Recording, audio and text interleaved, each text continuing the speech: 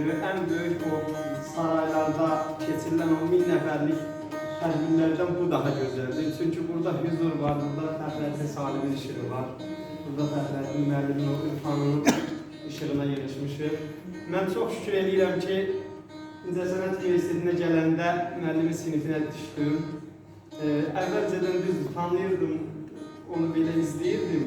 Amma sinifinə gələndən sonra, onun tələbəsi şəkildə, ondan sonra onun böyüklüyünü daha çox gördüm və o gündən qəlbimin qibləsinə çevrilib o insan. Allah ona ömür versin, can sağlığı versin. Fəxrəddin müəllimi mən tanıyandan sonra o biri dərslərə girmirdim. Elə hey gedirdim, müəllimin dərsində oturdum. Düzdür, əruz vəzində bizə təhsil verirdi. Amma onun içərisində bütün fənləri, bütün elmi öyrəndirdi ondan. Allah can sağlığı versin üstadımıza, böyük ozanımızdır. Allah belə insanları xalqımıza, millətimizə çox görməsin. Mən də onun gözəl bir şeirini, onun sevdiği bir hava istəmir. Ben yavaş oxuyacağım.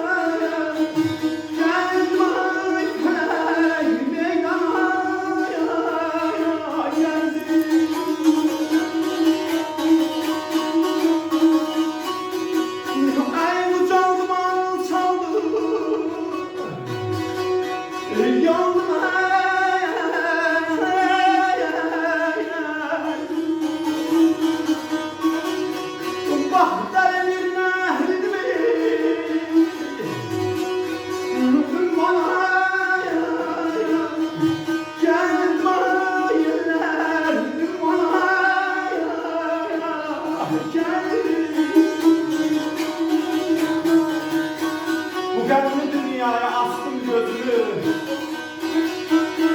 ələmlər çağırdı, meydana gəldim. Ucaldım, alçaldım, yandım, əridim, dəli bir nəhridim, ümmana gəldim.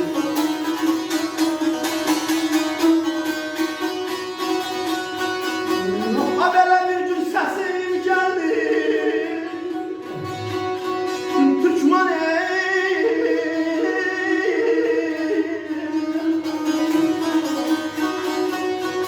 məhdum ələnlərin öpdüm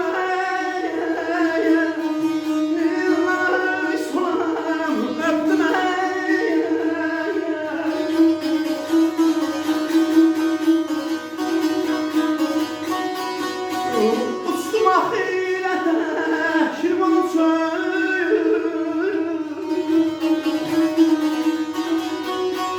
Pirim nəfəs verdi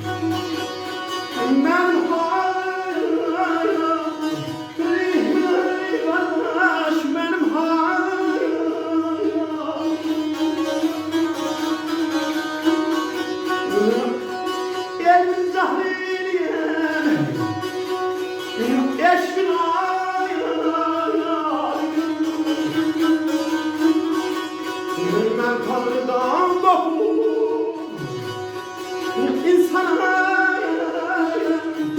geldim, insana